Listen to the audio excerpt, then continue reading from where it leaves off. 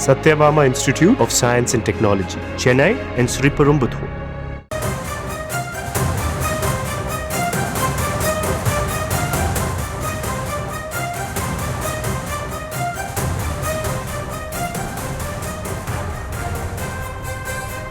அண்மை செய்தியை பார்க்கிறோம். சொத்து குவிப்பு வழக்கில் இருந்து அமைச்சர் பொன்முடி விடுதலை செய்யப்பட்டதற்கு எதிராக தாமாக முன்வந்து விசாரணைக்கு எடுத்த வழக்கின் இறுதி விசாரணை தொடங்கியிருக்கிறது. விவரங்களை செய்தியாளர் மதியழகன் வழங்க கேட்கலாம். மதியழகன் வணக்கம். இந்த வழக்கின் இறுதி விசாரணை தொடங்கி இருக்கும் நிலையில் என்னென்ன வாதங்கள் முன்வைக்கப்படுகின்றன? முழு விவரங்கள் என்ன?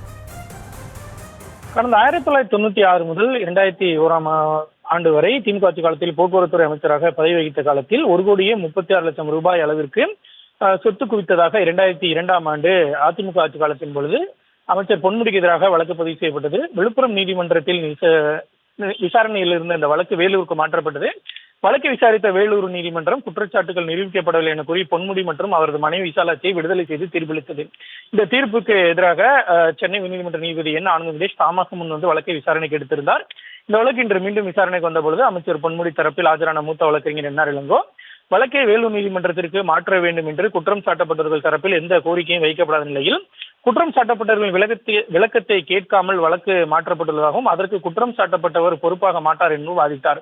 மேலும் ஏற்கனவே 70% விசாரணை முடிக்கப்பட்ட வழக்கில் நீதி விசாரணை மேற்கொண்டதாகவும் 5 நாட்களில் தீர்ப்பு அளிக்கப்படவில்லை என்றும் வேலூர் நீதிமன்ற நீதிபதி தாக்கல் செய்த மனுவை மூத்த வழக்கறிஞர் சுட்டிக்காட்டினார்.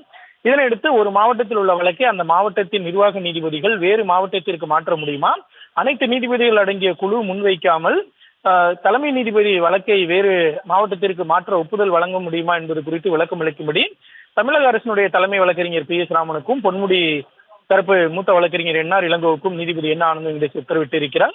வழக்கை வேறு மாவட்டத்திற்கு மாற்ற முடியும் என்றால் தாமாக முன்வந்து விசாரணைக்கு எடுத்த இந்த வழக்கில் மேற்கொண்டு எந்த விசாரணையும் நடத்த முடியாது என்றும் 5 நாட்களில் தீர்ப்பளித்தார் என்பதற்காக மட்டுமே அந்த தீர்ப்பை ரத்து செய்ய முடியாது என்றும் தெரிவித்த நீதிபதி வழக்கினுடைய விசாரணையை ஏப்ரல் 17 ஒத்திவைத்தார்.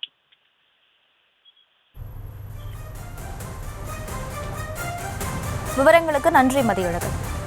Satyabama Institute of Science and Technology, Chennai and Sriperumbudur.